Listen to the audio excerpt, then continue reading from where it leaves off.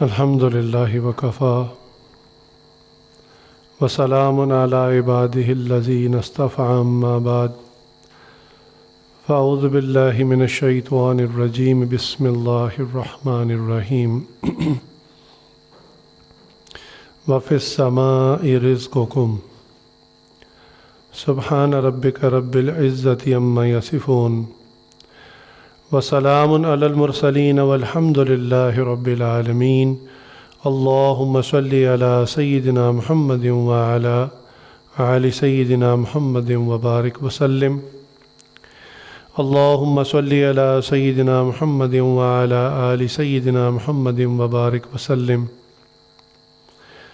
اللہم صلی علی سیدنا محمد وعلی آل سیدنا محمد وبارک وسلم۔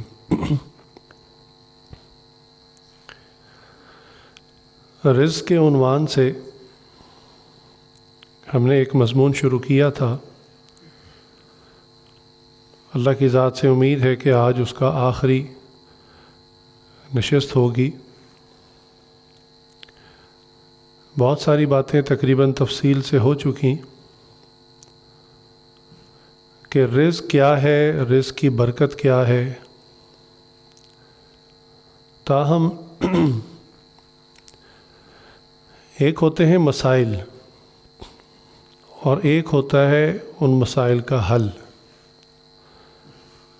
یعنی ایک ہوتی ہے پرابلم اور ایک ہوتا ہے سولوشن۔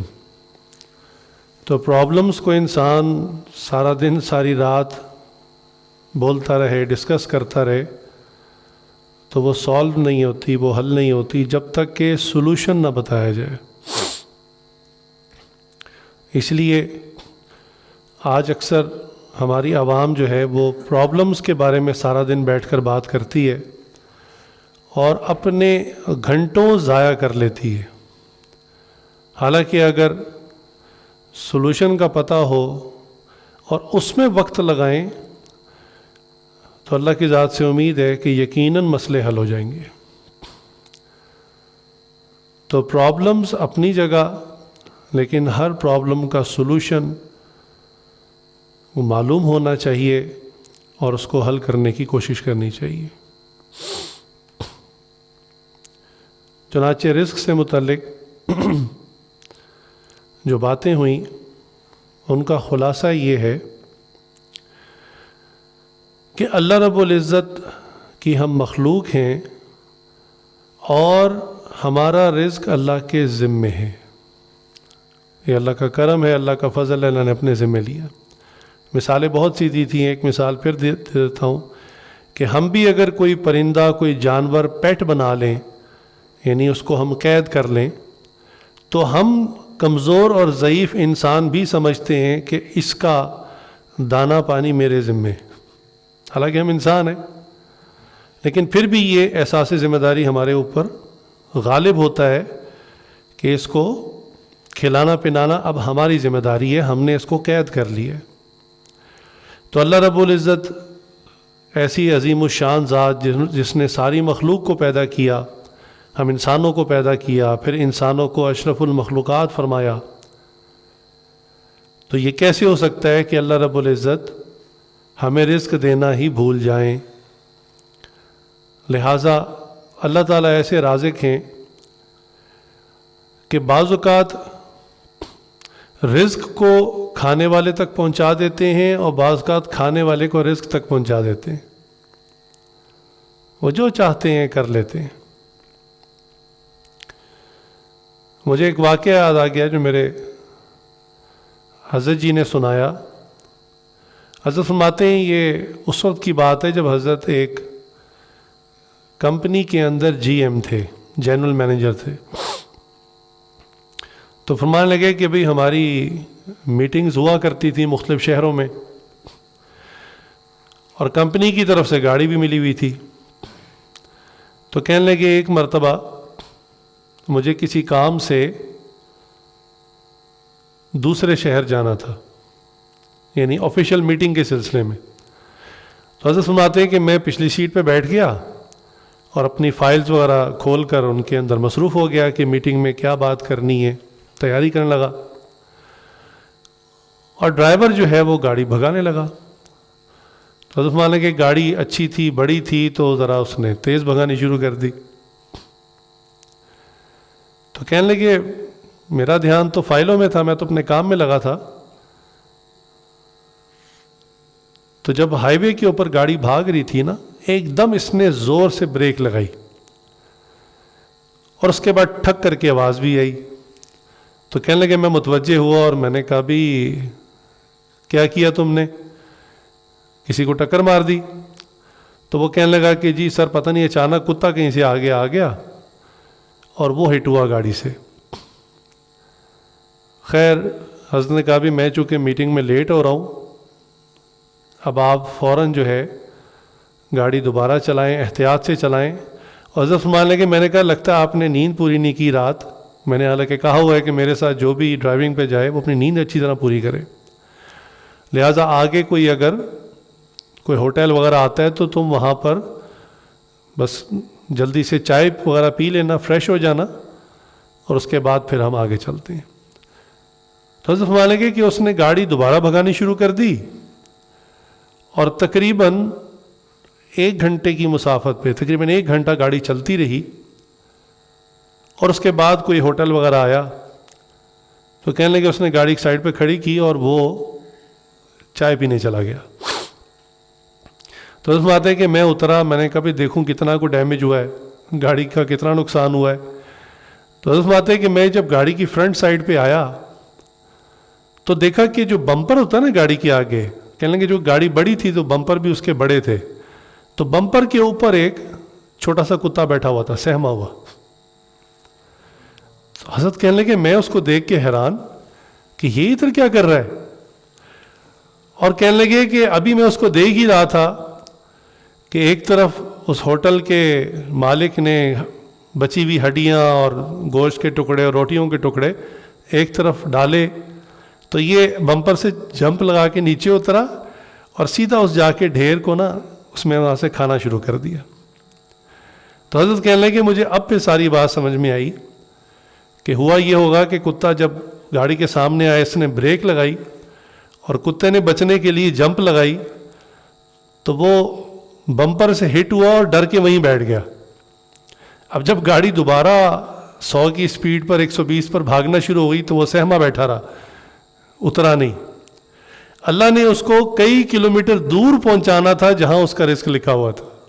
تو کہنے لگے ہماری گاڑی جو ہے اس کے لیے کیریج کا کام کر گئی اور اس کو چند لمحوں کے اندر اپنے رزق تک پہنچا دیا, اور مزے سے وہاں جا کے ہڈیاں کھا رہا تھا. تو دیکھیے ایسے واقعات زندگی میں بھرے ہوئے ہیں.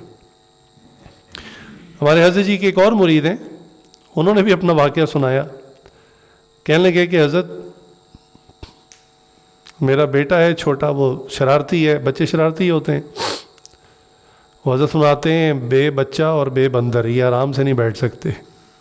اگر آرام سے بیٹھے ہو تو سمجھ لیں یہ بیمار ہیں, اگر یہ صحت مند ہے تو پھر یہ اچھل کود کریں گے. تو وہ بچوں کی عادت ہوتی ہے ہر کام کو گیم بنا لینا, شغل بنا لینا. تو وہ چنے کھا رہا تھا, کہنے لگے میرا بیٹا چنے کھا رہا تھا, اور چنوں کو وہ کیا کرتا ہے ایسے اوپر اچھالتا, ٹاس کرتا اور منہ سے اس کو کیچ کرتا. اس طرح وہ کھا رہا تھا چنے. تو ایک دفعہ جو اس نے ٹاس کیا نا تو منہ سے کیچ کرنے لگا, چنا چھوٹا تھا وہ اس کی ناک میں چلا گیا. اب جب ناک میں گیا اس کو گھبراہٹ ہوئی, اس نے جلدی سے جب انگلی ڈالی تو وہ اور اندر چلا گیا. اب وہ پریشان ہو گیا کہ بھی حرکت تو میں نے عجیب سی کی ہے, لیکن اگر میں امی کو یا ابو کو بتاؤں گا تو ڈانٹ پڑے گی. تو اس نے نا اپنی بڑی بہن جو اس سے 1 سال بڑی تھی اس کے پاس گیا اور اس نے کہا کہ باجی یہ دیکھو میری ناک میں جو ہے نا وہ چنا پھنس گیا ہے. اب وہ تھا تو فرنٹ پہ ہی, وہ باجی صاحبہ نے کوشش کی تو اچھی طرح اس کو اندر تک پہنچا دیا. اب وہ اور پریشان کہ اب تو نکلنے کا کوئی صورت ہی نہیں, کیا کریں. خیر یہ گیا امی کے پاس, اپنی ماں کو کہنے لگا کہ اس طرح میرے ساتھ یہ کام ہو گیا ہے. کہنے لگے اسی دن وہ پشاور کے رہنے والے تھے, اسی دن ان کی فلائٹ تھی اسلام آباد کی. تو ماں نے بھی کہا کہ دیکھو تمہیں پتہ ہے کہ ابو اس طرح کی حرکتوں پہ پھر جو ہے وہ دھلائی کرتے ہیں، اور ابھی ان کا موڈ خراب نہ کرنا، ہماری بس وہ گاڑی لینے کے لیے گئے ہیں اور ہم نے ابھی جانا ہے ایئرپورٹ، اور ہمارا سفر بھی، تمہیں سانس تو آ رہا ہے نا، کوئی ایسا مسئلہ تو نہیں کہ سانس رکا ہوا ہے، تو ہم انشاءاللہ وہاں جا کے اس کا کچھ کریں گے انتظام۔ تو کہنے لگے کہ پشاور میں وہ جہاز سے بیٹھے ساری فیملی، اور وہ لوگ اسلام آباد پہنچ گئے۔ اب کہنے لگے اسلام آباد جن عزیز کے یہاں جانا تھا وہ ڈاکٹر تھے، تو کہنے لگے جب ہم اپنے ان کزن کے یہاں گئے تو ان کے گھر پہنچے تو ان کی اہلیہ تھیں گھر میں، انہوں نے کہا کہ وہ ڈاکٹر صاحب تو ذرا واش روم میں، تو وہ آ جاتے ہیں جب تک آپ بیٹھیں چائے وغیرہ پئیں۔ تو کہنے لگے کہ ان کے باہر جو باغ تھا اور ساتھ صحن تھا وہیں پر میرا بیٹا بھی بیٹھ گیا، اور کہنے لگے میں بھی بیٹھ گیا، اور ڈاکٹر صاحب نے وہاں مرغیاں پالی ہوئی تھیں گھر کے اندر۔ کہنے لگے اللہ کی شان، بچے کو جو زور سے چھینک آئی تو وہ چنا جو ہے وہ ناک سے نکلا، زمین پر جا کے گرا، تو وہاں پر جو مرغا پھر رہا تھا نا اس نے فوراً اس کو اٹھایا اور کھا لیا۔ کہنے لگے اللہ کی شان، ہم اتنے حیران ہوئے کہ کہاں ایک طرف یہ اتنا بڑا مسئلہ بنا ہوا تھا، تو جب وہ اس نے مرغے نے کھا لیا تو پتہ چلا کہ اچھا یہ تو اس کا رزق تھا جو پشاور میں پڑا ہوا تھا، اور اللہ نے وہاں سے اس کو چلا کر اسلام آباد چند لمحوں کے اندر پہنچا دیا، اور اس نے کھا لیا۔ تو انسانوں کا رزق بھی ایسے ہی ہے کہ اللہ تعالیٰ کبھی انسان کو رزق تک پہنچا دیتے ہیں، کبھی رزق کو انسان تک پہنچا دیتے ہیں، یہ تو ہمارا عقیدہ ہے۔ تاہم اب اس کے حل کی طرف کہ ہم جب یہ جانتے ہیں، عقیدہ ہے کہ اللہ تعالیٰ رازق ہیں، پھر یہ بھی عقیدہ ہے کہ اللہ کے خزانوں میں کمی کوئی نہیں، پھر یہ بھی عقیدہ ہے کہ اللہ تعالیٰ بہت سخی ہیں، بہت دیتے ہیں، کھلا دیتے ہیں۔ جب یہ ساری باتیں درست ہے تو ہمیں پھر تنگی کیوں محسوس ہوتی ہے، اور اس تنگی کو پھر دور کرنے کا حل کیا ہے؟ چنانچہ جو کرنے والے کام ہیں جس سے انشاءاللہ رزق کی تنگی دور ہوگی، رزق میں برکت آئے گی، اس میں سب سے پہلا کام دعا کرنا ہے۔ اچھا آپ کہیں گے دعا تو ہم سارے ہی کرتے ہیں، اور ظاہری بات ہے پریشان آدمی زیادہ دعا کرتا ہے، لیکن دعا ایک ہے کہ ہاتھ اٹھا کے مخصوص چند الفاظ پڑھ دیے، تو یہ دعا پڑھنی نہیں ہے، دعا مانگنی ہے۔ ہمارے فرماتے ہیں دعا پڑھنے میں دعا مانگنے میں فرق ہوتا ہے۔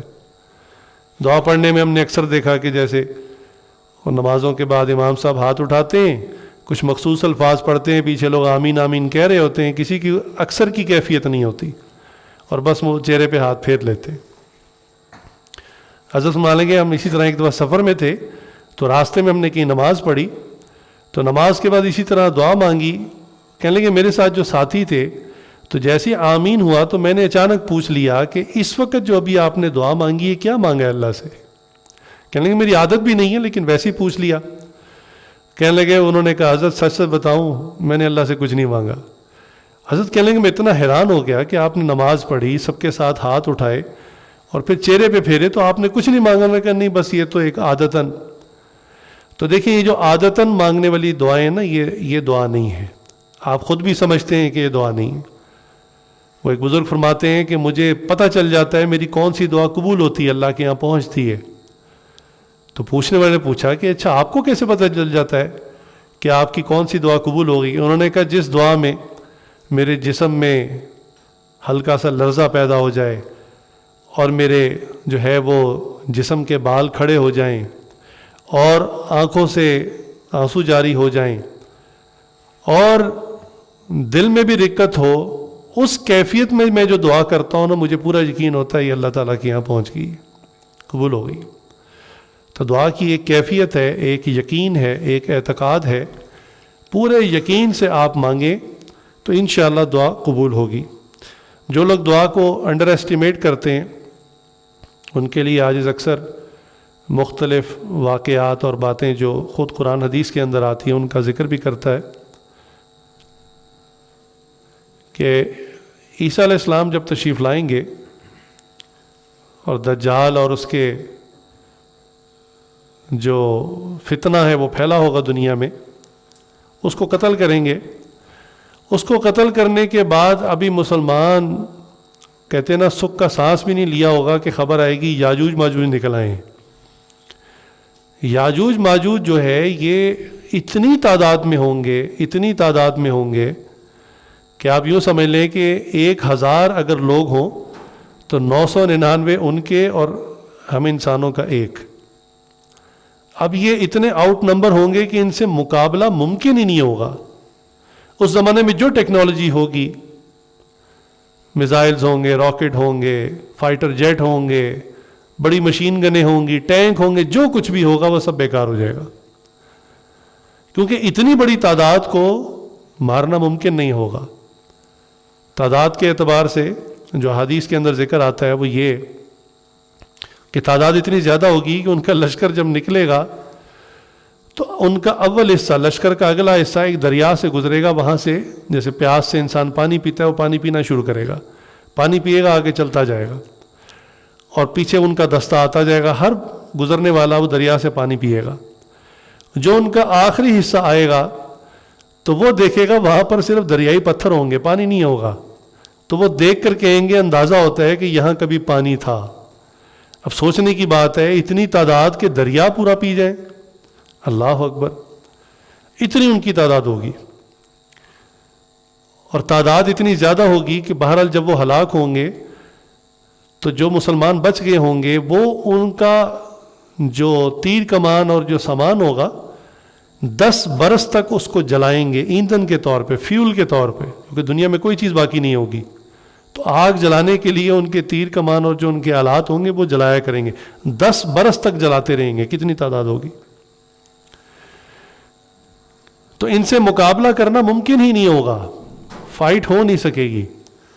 تو کیا ہوگا؟ عیسیٰ علیہ السلام تمام مسلمانوں کو یہ پیغام بھیج دیں گے کہ ہر بندہ جہاں بھی ہے وہیں پر قلعہ بند ہو جائے، یعنی اپنے آپ کو کسی بیسمنٹ میں، کسی عمارت کے اندر سیل کر لے. جو راشن واشن ہے وہ ساتھ لے جائیں اور باقی ہر طرف سے دروازے وغیرہ بند کر لیں. اور پھر یہ یاجوج ماجوج خوب دنیا میں فساد پھیلائیں گے، کوئی چیز ثابت نہیں چھوڑیں گے. اچھا، ان سے پھر جان کیسے چھوٹے گی جب اتنی بڑی فوج ہے جن سے لڑنا ممکن نہیں، اور ہر قسم کا ہتھیار اور سبب بیکار ہو جائے گا؟ تو بالآخر ان سے جان کیسے چھوٹے گی؟ تو ان سے جان اسی دعا کی وجہ سے چھوٹے گی کہ جب بہت ان کا فتنہ پھیل جائے گا تو مسلمان درخواست کریں گے عیسیٰ علیہ السلام سے کہ آپ بہرحال اللہ کے نبی ہیں، تو آپ جو ہیں وہ اللہ سے درخواست کریں، دعا کریں کہ ان سے ہماری اس فتنے سے جان چھوٹے. اس وقت وہ ہاتھ اٹھا کر دعا مانگیں گے، ان کے ساتھ مسلمان بھی دعا مانگیں گے. تو اس یاجوج ماجوج قوم کے اندر ایک بیماری پھیل جائے گی، ایک سکن ڈیزیز پھیلے گی جس میں پھنسیاں نکلیں گی انہیں، اور وہ وائرل ہوگی. اب وائرس کا لفظ تو ہر آدمی سمجھتا ہے.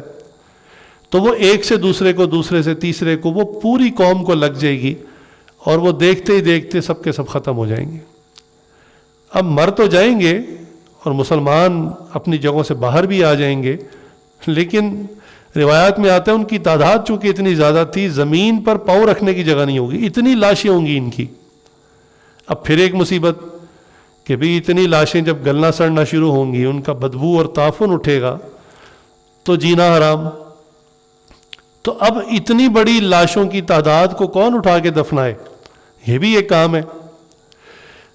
تو پھر مسلمان درخواست کریں گے عیسیٰ علیہ السلام سے کہ آپ اللہ سے دعا کریں اب اس مصیبت سے بھی اللہ ہی نکالیں. اتنی لاشوں کو ہم کیسے اٹھائیں، کہاں پھینکیں؟ ہمارے پاس بھی کوئی علاقہ نہیں ہے کہ کہیں چلے جائیں جا کے رہ لیں، ہر طرف تو ان کی لاشیں.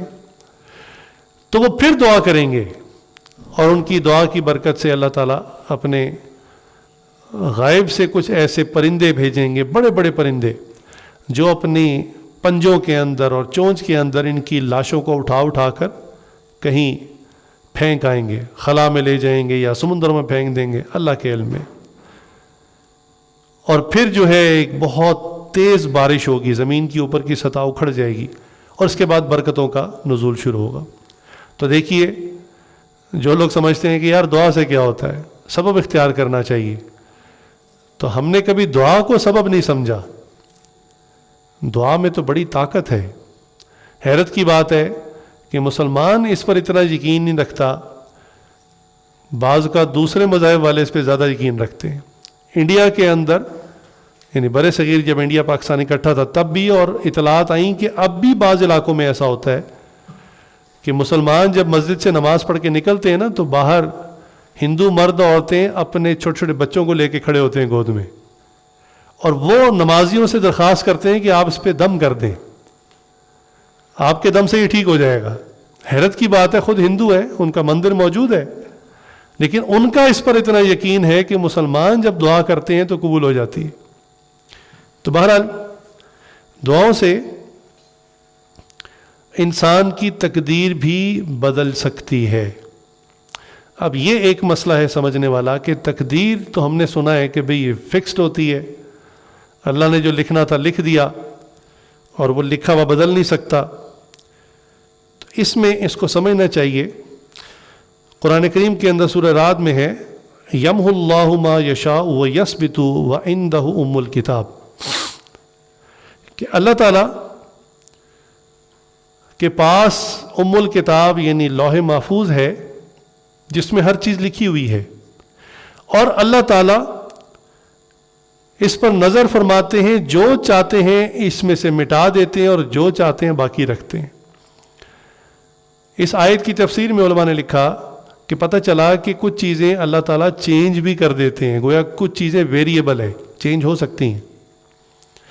اس سے پھر انہوں نے آگے بات سمجھائی کہ تقدیر دو طرح کی ہے، ایک کو کہتے ہیں تقدیر مبرم اور ایک کو کہتے ہیں تقدیر معلق۔ تقدیر مبرم تو یہ جس کو ہم فکسڈ تقدیر کہتے ہیں کہ جو اللہ کے اٹل فیصلے ہیں، وہ کبھی کسی صورت میں چینج نہیں ہوں گے۔ کیا فیصلے ہیں اللہ کے علم میں ہے، جیسے یہی چند ایک واقعات بتائے جو قرب قیامت میں واقعات ہونے ہیں، یہ ہو کر رہنے ہیں، کب ہونے ہیں اللہ کے علم میں، وہ بھی فکسڈ ہے۔ اور تقدیر معلق کیا؟ ویریبل تقدیر، ایسی چیز جو بدل جاتی ہے یا بدل سکتی ہے۔ اب اس میں اس کے کچھ کرائٹیریا ہیں، اللہ تعالیٰ نے کچھ اصول بنائے ہیں، ایسے نہیں بلا وجہ بدل جاتی ہے، اس کے کچھ اصول ہیں کہ کچھ اصولوں کے تحت بہرحال وہ تقدیر بدل سکتی ہے۔ اس اصولوں میں سے ہو سکتا ہے ایک اصول یہ ہو کہ ایک آدمی جو گناہ گار بدکار تھا وہ توبہ کر لے اور اللہ کا نیک اور فرمانبردار بندہ بن جائے، تو پہلے اس کو صرف بنیادی سا ایک بیسک قسم کا رزق مل رہا تھا، اب اللہ چونکہ خوش ہو گئے ہیں اللہ تعالیٰ رزق بڑھا دیں گے۔ اور یہ عجیب بات ہے کہ ہم انسانوں میں بھی جو ایسے مسلمان، جو آج کا ایک لفظ ہے نا نان پریکٹسنگ مسلم، کہ جی ہم ہیں تو مسلمان لیکن ہم دین پر عمل نہیں کرتے، یہ ایک نئی ٹرم آج کے زمانے میں نکلی ہے۔ کہتے ہیں جی یہ پریکٹسنگ مسلم ہے، یہ نان پریکٹسنگ ہے، کہ یہ عمل کرنے والے ہیں، ان کا چہرہ حلیہ لباس باقی عادات مسلمانوں والی ہے، ہم بظاہر عمل نہیں کرتے لیکن ہم بھی مسلمان ہیں۔ تو بالفرض ایک باپ کے دو بیٹے ہیں، ایک انتہائی فرما بردار ہے اور ایک انتہائی نافرمان ہے۔ میں مثال دینے لگا ہوں خاص طور سے ان نوجوانوں کو جو یہ کہتے ہیں کہ یار ہم اپنی ایک نان پریکٹسنگ مسلم والی زندگی گزار رہے ہیں، اپنی مرضی کا لباس پہنتے ہیں، اپنی مرضی کا چہرہ، اپنی مرضی کے بال، اپنی مرضی کا لائف سٹائل ہے، ہم اگر نیک بن گئے تو ایسا نہ ہو کہ ہمارا رزق جو ہے وہ تنگ ہو جائے۔ باقی چیزوں کی سوچ تو الگ ہوتی ہے، یہ سوچ خاص طور سے ہوتی ہے کہ ہمارا رزق تنگ نہ ہو جائے۔ اس کی مثال یہ ہے کہ ایک باپ کے دو بیٹے ہیں، ایک انتہائی فرمانبردار، ایک نافرمان۔ اب باپ دونوں کو بنیادی سہولیات دے رہا ہوتا ہے، مثلا گھر میں رکھا ہوتا ہے دونوں کو، مثلا کمرہ دیا ہوا ہے، بیڈ دیا ہوا ہے، سواریاں دی ہوئی ہیں، صبح شام کھانا ملتا ہے، لیکن باپ کا دل اس بچے سے خوش نہیں ہے جو نافرمان ہے، اور جو فرمانبردار بچہ ہے باپ کا دل اس سے بہت خوش ہے۔ باپ اس کو بیسک سہولیات کے علاوہ ایکسٹرا بھی دیتا ہے، کیوں؟ دل خوش ہے اس سے۔ اب اگر وہ نافرمان بچہ کسی ایسے بیان میں بیٹھ گیا، کسی مجلس میں کسی شیخ کے پاس چلا گیا، کوئی تبلیغی جماعت میں چلا گیا، اللہ تعالیٰ نے اس کو ہدایت دے دی، اس نے جا کے باپ کے پیر پکڑے، معافی مانگی اور اب وہ فرما بردار ہو گیا، تو بتائیے کیا اس بچے کو باپ جو بنیادی بیسک رزق دے رہا تھا، چیزیں دے رہا تھا، وہ بھی چھین لے گا یا پہلے سے زیادہ بڑھا دے گا؟ ظاہر سی بات ہے، خوش ہو کر نعمتیں بڑھا دے گا۔ تو یہ شیطانی وسوسہ ہوتا ہے کہ ہم نیک بن جائیں گے تو پتہ نہیں ہمارے رزق میں کوئی تنگی آ جائے گی، ایسی بات نہیں ہے۔ اللہ تعالیٰ خوش ہو کے اس کا رزق بڑھا دیں گے۔ شیطان دل میں ڈالتا ہے کہ اب تمہارے اوپر مجاہدہ آئے گا، مشقت آئے گی، تکلیف آئے گی، اس لیے زیادہ نیک بننے کی ضرورت نہیں ہے، زیادہ تقوی اختیار کرنے کی ضرورت نہیں ہے، حالانکہ یہ حقیقت نہیں ہے۔ جو بندہ جتنا نیک ہوگا، جتنا متقی ہوگا، اللہ تعالیٰ اس کو اتنی ہی برکتیں عطا فرمائیں گے۔ چنانچہ حضرت عبداللہ ابن عباس رضی اللہ تعالیٰ کی روایت ہے، فرماتے ہیں اللہ تعالیٰ روزانہ 330 مرتبہ لوح محفوظ کو دیکھتے ہیں، اس کی طرف توجہ فرماتے ہیں اور پھر جو چاہتے ہیں باقی رکھتے ہیں، جو چاہتے ہیں مٹا دیتے ہیں۔ گویا ہر لمحہ ہمارے پاس چانس ہے کہ ہم نیک اعمال کرنا شروع کریں تو اللہ تعالیٰ ہماری تقدیر ہی بدل کے رکھتے ہیں۔ والدین کی خدمت کریں، اللہ تعالیٰ ہماری زندگی میں برکت ڈال دیں۔ نیک کام شروع کریں، اللہ رزق بڑھا دیں۔ تو یہ تو چیزیں ہمارے اختیار میں ہیں۔ تو بہرحال بنیادی عقیدہ سمجھنے کی بات ہے کہ تقدیر ایک فکسڈ ہے جو بدل نہیں سکتی، اور ایک ویریبل ہے بہرحال جو چینج ہوتی ہے۔ اب چونکہ لوح محفوظ کو ہم دیکھ نہیں سکتے، اس لیے ہمارا یہ مسئلہ نہیں ہے کہ ہم نے فکسڈ اور ویریبل کے چکر میں پڑنا ہے۔ ہمارا معاملہ یہ ہے کہ ہم نے اعمال کرنے ہیں تاکہ اللہ تعالیٰ ہمارے نصیب اچھے کر دیں، تقدیر کو اچھا کر دیں۔ دوسری بات، دعا کی قبولیت کے مواقع کے اندر جہاں مختلف سبب اختیار کرتے ہیں، ایک سبب یہ بھی ہے، چونکہ ہم مسلمان ہیں، ہمیں نبی اکرم صلی اللہ علیہ وآلہ وسلم کی ہر بات پر پورا یقین ہے، تو آپ صلی اللہ علیہ وسلم نے فرمایا کہ زمزم پینے کے بعد دعائیں قبول ہوتی ہیں۔ یعنی دعا قبولیت کے جو مواقع ہیں اس میں سے ایک موقع یہ ہے کہ جب زمزم انسان پی لیتا ہے، اس کے بعد جو دعا کرے اللہ تعالیٰ قبول فرماتے ہیں۔ تو ویسے تو اس کی ایک مسنون دعا بھی ہے، لیکن آپ اپنے کسی کام کے لیے بھی دعا مانگ سکتے ہیں، رزق کی برکت کے لیے دعا مانگ لیں، کوئی کاروبار میں کوئی مسئلہ، کوئی ڈیل پھنسی ہوئی ہے، کوئی بندہ پیمنٹ نہیں کر رہا، کوئی اور مشکل ہے، پڑھائی کے اندر مسئلہ ہے، حافظے کا مسئلہ ہے، کسی کو جسمانی بیماری ہے، کسی کو اور کوئی شادی کا مسئلہ ہے، کوئی بھی مسئلہ ہو سکتا ہے، تو آپ زمزم پئیں اور زمزم پی کر دعا کریں۔ اور یہ نہ سوچیے گا کہ زمزم آئے گا کہاں سے۔ الحمدللہ میں ایسے لوگوں کو جانتا ہوں جو زمزم کے صحیح عاشق ہیں نا، وہ پورا سال اپنے پاس اسٹاک رکھتے ہیں اور مزید بھی آ جاتا ہے۔ بھئی کوئی نہ کوئی تو آ جا رہا ہوتا ہے نا، تو جہاں آپ ان سے کبھی موبائل منگواتے ہیں، کبھی اور کوئی DVD پلیئر منگواتے ہیں، تو زمزم منگوا لیا کریں، آتے جاتے لوگ رہتے ہیں، ان سے مل جاتا ہے۔ تو بہرحال زمزم ہر وقت گھر میں رکھیں، اور کبھی کوئی ایسا مشکل معاملہ ہو تو زمزم پی کر دعا کریں۔ عقیدے کے اندر اتنا جملہ یاد رکھیں رزق کے معاملے میں خاص طور سے، کہ وقت سے پہلے نہیں، مقدر سے زیادہ نہیں۔ نہ وقت سے پہلے کوئی چیز ملے گی، نہ جو مقدر میں لکھا ہے اس سے زیادہ ملے گی۔ اس لیے سبب اختیار ضرور کرنا ہے، یہ سنت ہے، لیکن اس کے پیچھے بھاگنا اور پاگلوں کی طرح بھاگنا یہ مسلمان کا شعار نہیں ہے۔ یہ یاد رکھیں کہ اللہ تعالیٰ نے ہماری مکمل زندگی کا رزق جو ہے نا لکھا ہوا ہے۔ یہ نہیں لکھا کہ ہمیں ساری زندگی کے ہر زندگی کی عمر میں ایک جیسا رزق ملے گا۔ ایسا ہوتا ہے کہ انسان کی ابتدائی زندگی میں بہت تنگی آتی ہے، لیکن بڑی عمر میں جا کے اللہ تعالیٰ رزق کے دروازے کھول دیتے ہیں اور بے تحاشا رزق کی فراوانی ہو جاتی ہے۔ اور بعض اوقات جو لوگ عجلت کرتے ہیں، یا اللہ کی حکمت ہے، وہ جوانی کے زمانے میں انہیں بہت رزق ملتا ہے، بہت کھلا وافر ملتا ہے، بڑھاپے کی آخری عمر میں رزق میں تنگی آ جاتی ہے۔ تو یہ تو پورا لائف سپین ہے، پوری زندگی کا جو حصہ ہے، اللہ تعالیٰ نے اس میں جو رزق لکھا ہے اس کی تقسیم بھی اللہ تعالیٰ اپنے حساب سے کرتے ہیں۔ اس لیے اتنی جلدی نہ گھبرائیں. اگر کوئی سمجھتا ہے کہ میرے رزق میں تنگی ہے تو ہو سکتا ہے چند دنوں بعد، چند مہینوں بعد یا چند سال بعد اللہ تعالیٰ خوب فراوانی دے دیں. تو یہ لفظ یاد رکھ کر لیں کہ وقت سے پہلے نہیں ملے گا اور مقدر سے زیادہ نہیں ملے گا. آپ جتنا بھی زور لگا لیں یہ اللہ تعالیٰ کے فیصلے ہیں.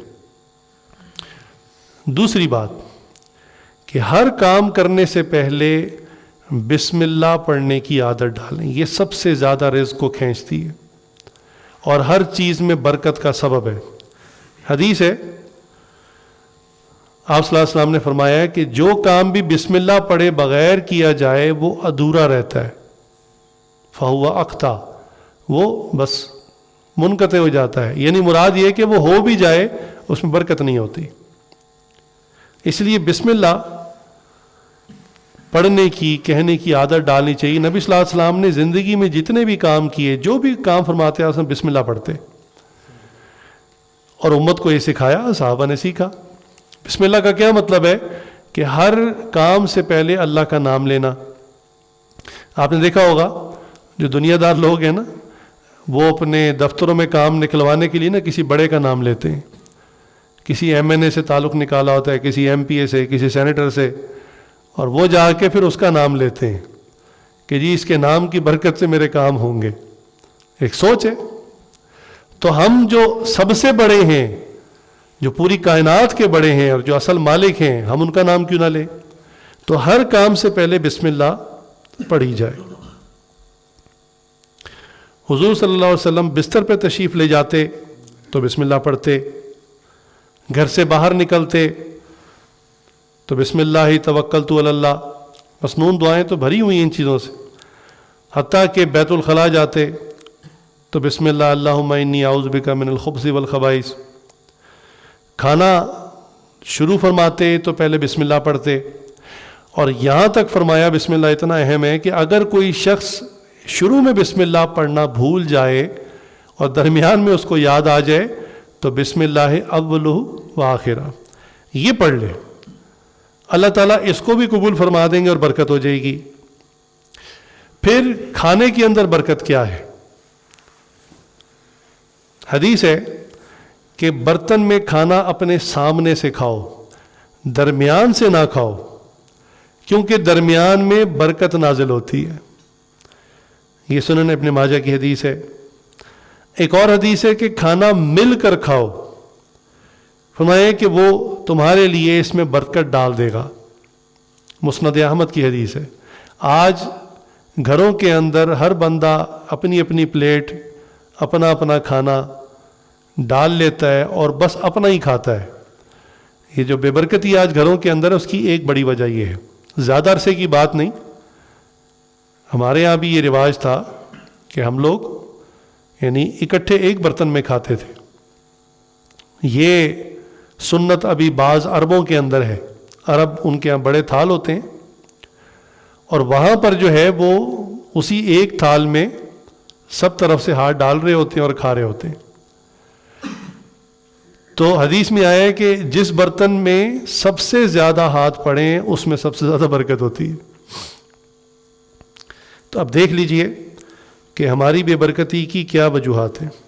چنانچہ ایک حدیث ہے ابن ماجہ کی کہ اکٹھے ہو کر کھاؤ، جدا جدا مت کھایا کرو، اس لیے کہ برکت جماعت کے ساتھ ہے. اس کے علاوہ آپ صلی اللہ علیہ وسلم نے فرمایا کہ زیتون یعنی روغن زیتون کھانے میں استعمال کیا کرو اور بدن پر ملا کرو، کیونکہ وہ بابرکت درخت سے نکلتا ہے. بسم اللہ آپ صلی اللہ علیہ وسلم اپنے ہر عمل سے پہلے پڑھتے، حتیٰ کہ کسی کو قبر میں بھی اتارتے تو پڑھتے بسم اللہ و باللہ و علی ملت رسول اللہ. حتیٰ کہ ایک حدیث میں آیا کہ جب آپ لباس تبدیل کرنے لگیں تو بسم اللہ پڑھ لیں، اور یہ بسم اللہ پڑھنا آپ کے ستر اور جنات شیاطین کے درمیان میں ایک آڑ بن جاتا ہے. بعض لوگوں پر نا تو جادو لوگ کرواتے ہیں جنات، اور بعض لوگوں کو بظاہر کوئی وجہ نہیں ہوتی لیکن کوئی جنات شیاطین انہیں تنگ کر رہے ہوتے ہیں. تو آپ اس بات کو سمجھیں کہ وہ اللہ کی ایک مخلوق ہے, ہمارے ساتھ اسی دنیا میں رہتی ہے. تو بعض اوقات ہماری طرف سے کوئی ایسا عمل ہوا ہوتا ہے جس کی وجہ سے وہ ڈسٹرب ہوئے ہوتے ہیں. ان کی بھی فیملیز ہیں, ان کی بھی عورتیں ہیں, بچے ہیں. تو ہمارے کسی عمل کی وجہ سے بعض اوقات وہ ڈسٹرب ہوتے ہیں, تو پھر جوابی کارروائی وہ بھی کرتے ہیں, پھر وہ بھی ڈسٹرب کرتے ہیں. اس لیے عادت بنائیں کہ جب بھی لباس تبدیل کرنے لگے ہیں, آپ کمرے میں اکیلے بھی ہیں تب بھی آپ بسم اللہ پڑھ لیں. یہاں تک کہ نبی صلی اللہ علیہ وسلم نے تو یہ تک فرمایا کہ جو راستے کے اندر یہ جو کوئی ہڈی وغیرہ ہوتی ہے, اس کو بھی سنجے کے طور پر یا کسی اور کام میں استعمال نہ کریں, کیونکہ جب انسان یہ ہڈی کا گوشت کھا کے پھینکتا ہے تو حدیث میں ہے کہ اللہ تعالیٰ اس کے اوپر جنات کا رزق پیدا فرما دیتے ہیں, جنات اس کو کھاتے ہیں. تو اس کا بھی خیال کریں. پھر کوئی بھی کاروبار یا کام آپ نے کرنا ہے تو ایک عادت ڈال لیں کہ ہر کام کو کرنے سے پہلے, ہر اہم کام کو کرنے سے پہلے استخارہ کر لیا کریں. جس کام سے پہلے استخارہ کر لیا جائے, ایک تو وہ کام درست ہوتا ہے اور اس میں برکت بھی ہو جاتی ہے, چونکہ استخارے کی دعا میں برکت کا ذکر ہے. آج امت میں سے نا استخارے والی نعمت چلی گئی. حالانکہ استخارہ ایک ایسا ہتھیار ہے مومن کا کہ علم غیب تو انسان نہیں جان سکتا, وہ تو اللہ تعالیٰ کی صفات ہیں, لیکن اللہ تعالیٰ کی علم غیب کی طاقت میں سے فائدہ اٹھا سکتا ہے. اللہم انی استخیرک بعلمک, کہ اللہ میں خیر طلب کرتا ہوں آپ کے علم میں سے. آپ ایک کام کرنے جا رہے ہیں, کوئی بھی کام ہو سکتا ہے, زندگی کے جو اہم بڑے کام ہیں کم از کم اس میں تو عادت ڈال لیں. کوئی رشتے کا مسئلہ ہے, کوئی سواری خریدنی ہے, کوئی نیا کاروبار کرنا ہے, کوئی کاروبار آپ کا چل رہا ہے, کوئی بڑی ڈیل کرنی ہے, آپ بندے کو پہچان نہیں پا رہے کہ اس کے ساتھ پارٹنرشپ میں فائدہ ہوگا نقصان مجھے تو نہیں پتا. بھئی چہروں سے اگر دھوکہ کھاتے تو دنیا میں کوئی دھوکہ نہ کھاتا. چہرے ہی تو ڈیسیو کرتے ہیں, چہرے ہی تو دھوکہ دیتے ہیں. ایک آدمی باتیں کر کر کے شیشے میں اتار لیتا ہے, آپ مطمئن ہو جاتے ہیں کہ ہاں بالکل اس کے ساتھ کاروبار کروں گا بڑا فائدہ ہوگا, اور وہ آپ کی رقم لے کے غائب ہو جاتا ہے. تو استخارے کی عادت ڈالیں. صحابہ فرماتے ہیں ہمیں رسول اللہ صلی اللہ علیہ وسلم نے جس طرح اہتمام سے قرآن یاد کروایا, ایسے ہی اہتمام سے استخارہ بھی یاد کروایا. استخارے کے بارے میں آج مسلمانوں میں بس اتنا کانسیپٹ ہے کہ کسی ولی سے, کسی بزرگ سے استخارہ کروا لو. اچھا یہ چونکہ بزنس بن گیا ہے, مجھے پتہ چلا کہ کافی سارے لوگ تو باقاعدہ اشتہار چھاپتے ہیں, یعنی پیمفلٹ فلائر تقسیم کرتے ہیں, اپنا نیچے فون نمبر دیا ہوتا ہے اور کہتے ہیں ہم سے استخارہ کروائیں. اور کیا مقصد ہوتا ہے کہ استخارہ میں کر کے دوں گا تو میں فیس لوں گا. اس کو بزنس بنا لیا. اچھا اس کو ذرا سوچنے کی بات ہے, ذرا صحابہ کے زمانے میں جائیں. صحابہ میں سب سے بڑی بزرگ ہستی کون سی تھی؟ حضور اکرم صلی اللہ علیہ وآلہ وسلم. کیا اگر یہ بات ہمیں آج سمجھائی جا رہی ہے یا لوگ اس طرح دھوکہ دے رہے ہیں, تو کیا صحابہ کو بات پتہ نہیں تھی کہ استخارہ کسی بزرگ سے کروایا جاتا ہے, اور وہ حضور صلی اللہ علیہ وسلم کو کہتے یا رسول اللہ ہمیں کیوں سکھا رہے ہیں دعا, آپ خود کر دیں ہمارے لیے. بھئی ہم نے کسی جانور کا استخارہ کرنا ہے, کوئی رشتے کا استخارہ ہے, آخر ضروریات اس زمانے میں بھی تھی, تو یا رسول اللہ آپ ہمارا استخارہ کر دیں. لیکن سنت کیا ہے کہ نبی اکرم صلی اللہ علیہ وسلم نے صحابہ کو سکھایا اور فرمایا سنت یہ کہ آپ استخارہ کریں. اس عاجز کو لوگ جب رابطہ کرتے ہیں استخارے کے لیے, خواتین بھی مرد بھی, تو میرا ہمیشہ یہی جواب ہوتا ہے کہ سنت یہ ہے کہ استخارہ آپ خود کریں. اس عاجز کی ذمہ ہے کہ دعا کریں. دعا میں انشاءاللہ کروں گا کہ اللہ تعالیٰ استخارے کا صحیح نتیجہ آپ کو سمجھا دیں, آپ کے لیے فیصلہ کرنا آسان ہو جائے. پھر استخارے میں ایک کنفیوژن اکثر رہتی ہے, جن کو استخارے کا پتہ بھی ہے ان کو بس اتنا یقین ہے کہ مجھے آج رات خواب آئے گا, اور خواب میں مجھے جو ہے نا پوری ویڈیو دکھا دی جائے گی میں نے کیا کرنا ہے. یعنی یہاں تک آج مسلمانوں کے حالات خراب ہو چکے ہیں. میرے شیخ حضرت ڈاکٹر جی دامت القاتم علیہ فرماتے ہیں بھائی آج کل جو خواب آتے ہیں نا وہ اکثر بدہضمی کی وجہ سے آتے ہیں. فرماتے ہیں اس کا حضرت نے سمجھایا ہے کوئی میڈیکل اس کا تعلق ہے. فرماتے ہیں ڈائٹس لوگوں کی خراب ہیں, ٹائمنگ خراب ہے, رات لیٹ نائٹ کھاتے ہیں, تو فرماتے ہیں اس کی وجہ سے ان کو خوفناک قسم کے خواب آتے ہیں. تو بھی خواب آنا شرط نہیں, آ جائے ٹھیک ہے, آپ کسی نیک آدمی کو سنا کر اس کی تعبیر بھی لے لیں, لیکن خواب آنا شرط نہیں ہے. اچھا یہاں پر یہ آج اکثر یہ بات کرتا ہے بھی دین اسلام پریکٹیکل ریلیجن ہے, قابل عمل دین ہے. آپ جو کھڑے مارکیٹ میں گاڑی کی ڈیل کر رہے ہیں تو آپ کے پتہ نہیں گاڑی ملے ٹھیک ہے نا, اچھا یار ذرا صبر کرو میں ذرا جاتا ہوں دعا پڑھ کے سو کے آتا ہوں, خواب آئے گا پھر گاڑی خریدوں گا. وہ کہے گا میاں جاؤ اپنا کام کرو, تم سو جاؤ جا کے, میرے پاس گاہک بہت ہے. تو یہ تو قابل عمل بات نہ ہوئی. استخارہ, ہمارے شیخ نے ہمیں استخارہ کرنا سکھایا. فرمایا استخارہ کر کر کے انسان میں وہ حس بیدار ہو جاتی ہے کہ چند سیکنڈ میں اللہ کی طرف سے ایسا اشارہ آتا ہے, قلب اس کو ریسیو کرتا ہے. بس اس کی وہی جو پری ریکوائرمنٹس ہیں وہ یہ سمجھ لیں کہ انسان گناہوں سے بچتا ہو, کم از کم کبیرہ گناہوں سے بچتا ہو, کوئی ذکر اذکار کرتا ہو, تو دل اتنا لطیف ہو جاتا ہے کہ استخارہ آپ جیسے ہی کرتے ہیں اسی وقت, اسی لمحے, اسی سیکنڈ دعا پڑھتے پڑھتے سگنل آ جاتا ہے کہ یہ کام کرنا ہے کہ نہیں کرنا. یہ پورے یقین سے بات بتا رہا ہوں آپ کو, اسی وقت آ جاتا ہے. بلکہ ایک آپ کے لیے ایک پرلطف بات بھی ہے, اس عاجز نے تو بہت دفعہ اس کو انجوائے کی, آپ بھی کر لیں. کئی مرتبہ کوئی چیز لینے کے لیے گئے دکاندار کے پاس. اچھا دکاندار عموماً وہ چیز آگے کرتا ہے جس میں اس کا پروفٹ زیادہ ہوتا ہے, اس کو آپ سے کوئی خیر خواہی نہیں ہوتی. مثال کے طور پہ آپ کوئی بھی چیز لینے کے لیے گئے, وہ دو چیزیں آپ کے آگے رکھے گا, یہ والی اتنے کی, یہ والی اتنے کی, اور یہ والی لیں اس کا زیادہ فائدہ, وہ زیادہ آگے کر رہا ہوتا ہے. کیوں؟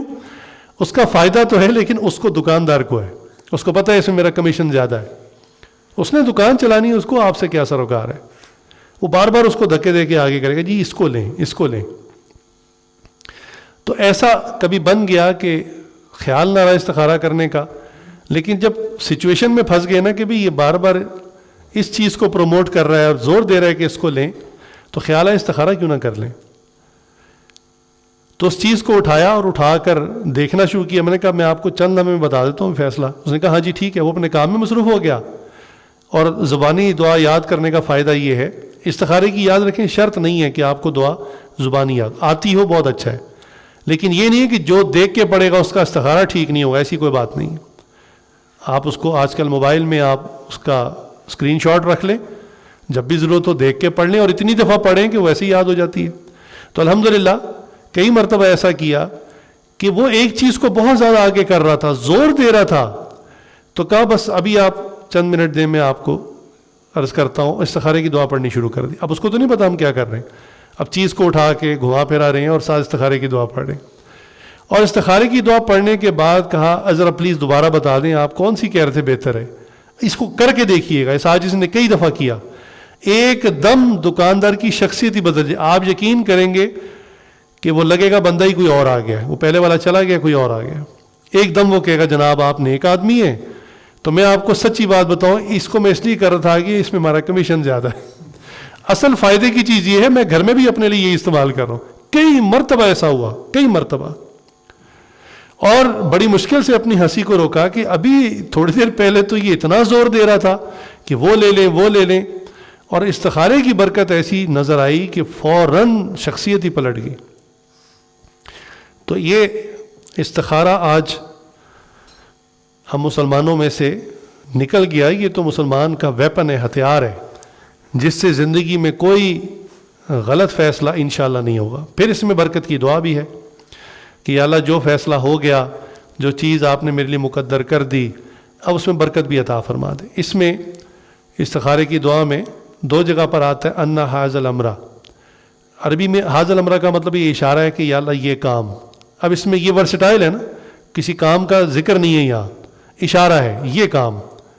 اب جب یہ کام کے لیے آپ یہ صیغہ پڑھیں ان حاذل امرہ, تو اس امر کو, اس کام کو سوچیں جس کے لیے یہ استخارہ کر رہے ہیں. رشتے کا کر رہے ہیں, سواری کے لیے کر رہے ہیں, مکان کے لیے کر رہے ہیں, جاب کے لیے کر رہے ہیں, بزنس کے لیے, جو بھی چیز آپ کی ضرورت ہے, اس وقت بس توقف کریں تھوڑا سا اور وہاں پر اس چیز کو سوچیں یا اللہ اس کے لیے میں استخارہ کر رہا ہوں.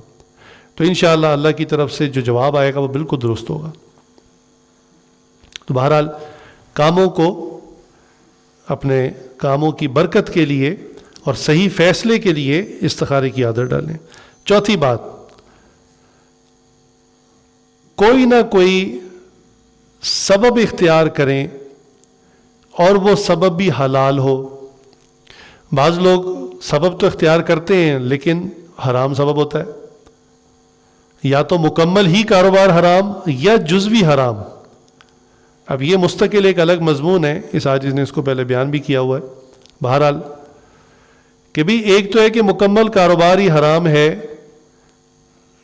ویڈیو سینٹر کھول لیا، فلموں کی کاروبار کھول لیا، گانوں کی کیسٹوں کی دکان کھول لی، سی ڈیز کی دکان کھول لی جس میں اس قسم کی خرافات ہیں. اب یہ تو کام جائز ہی نہیں ہے. اب صبح صبح سورہ یاسین لگا دینا یا سورہ رحمان لگا دینا اور کہنا کہ اب بڑی برکت ہوگی، تو یہ تو انتہائی احمقانہ بات ہے. جس چیز سے اللہ کو نفرت ہے، اللہ کے حبیب صلی اللہ علیہ وسلم منع فرما رہے ہیں، اس کام کو کرنے میں برکت کیسے ہو سکتی ہے؟ تو آپ جو بھی سبب اختیار کریں، ایک تو سبب لازمی اختیار کریں. یہ نہ ہو کہ ہاتھ پہ ہاتھ دھر کے بیٹھ جائیں کہ بس اللہ راضی کہ مجھے کھلا دیں گے کہیں نہ کہیں سے. سبب اختیار کریں. سبب انبیاء نے بھی اختیار کیا. حضرت داؤد علیہ السلام اللہ کے نبی ہیں، لیکن آپ علیہ السلام کا کیا کام تھا کہ وہ تلواریں اور زریں وغیرہ بناتے تھے، لوہے کی چیزیں بناتے تھے، اور اللہ نے ان کی مدد ایسے فرمائی کہ وہ جب لوہے کو ہاتھ لگاتے لوہا بالکل ایسا ہو جاتا جیسے وہ بچے نہیں وہ کھیلتے، وہ جو سینڈ ہوتی ہے جس سے وہ آٹا ٹائپ چیز ہوتی ہے جس سے شیپس بنا لیتے ہیں، تو وہ بالکل اس طرح سے سافٹ ہو جاتا اور وہ جو شکل دینا چاہتے دے لیتے. جب اس کو چھوڑتے وہ دوبارہ لوہے کی اپنی صفات میں آ جاتا، سخت ہو جاتا. اسی طرح اور بہت سارے انبیاء ہیں، تفاسیر میں ان کا ذکر ہے. ان کے مختلف کاروبار تھے، کام تھے. کسی نے ترخان کا کام کیا، کسی نے بڑھئی کا کام کیا، مختلف کام کیے. خود ہمارے نبی اکرم صلی اللہ علیہ وآلہ وسلم نے نبوت ملنے سے پہلے تجارت کی، ٹریڈنگ کی. اور ایک جگہ میں نے پڑھا کہ آپ صلی اللہ علیہ وسلم نے ایک زمانے میں تیر بھی بنائے. چھوٹے تھے تو آپ علیہ السلام نے تیر بھی بنائے، بکریاں بھی چرائیں. تو سبب اختیار کریں، کوئی بھی سبب ہو، اللہ تعالیٰ اس میں رزق میں برکت دیں گے. سبب اختیار کرنا ضروری ہے، اور سبب اختیار کرنے میں عقل بھی استعمال کرنی ہے. یہ نہ ہو کہ اب آپ میڈیکل سٹور جا کے جنگل میں کھول لیں کہ جی سبب اختیار کر لی، اب رازق تو اللہ دیں گے. نہیں بھئی، جو آپ کے علاقے کی مارکیٹ ہے جہاں انسان جاتے ہیں خریداری کے لیے، وہاں پر دیکھیں کوئی ایسی موقع کی جگہ، اچھی لوکیشن، اور سبب کے درجے میں یعنی اپنے اسباب کو پورا کریں. جو بظاہر ضروریات ہیں ان کو پورا کریں. وہ کسی نے لطیفہ سنایا نا کہ وہ 3 دوست تھے سکھ، انہوں نے گاڑیوں کی ورک شاپ کھولی 3ری منزل پہ. 6 مہینے گزر کے ایک بندہ بھی نہیں آیا. اب گاڑی 3ری منزل پہ کیسے جائے گی؟ عقل بھی استعمال کرنی چاہیے. پھر انہوں نے کہا چلو ہم کوئی ٹیکسی لے کے چلاتے ہیں. تو ایک بندہ آگے بیٹھ کے ٹیکسی چلاتا، 2 پچھلی سیٹ پہ بیٹھ جاتے، کوئی ہاتھ ہی نہ دیتا.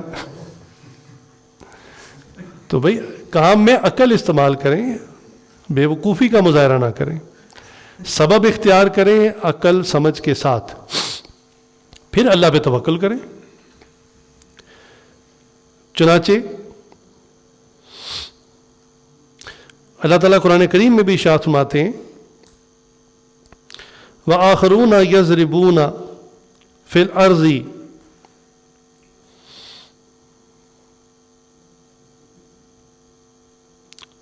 یبتغون جی یبتغون من فضل اللہ، جی فضل حاصل کرنے کے لیے. اور دوسرے لوگ زمین میں چل پھر کر اللہ کا فضل یعنی رزق تلاش کرتے ہیں. یہ سورہ مزمل کی آیت ہے.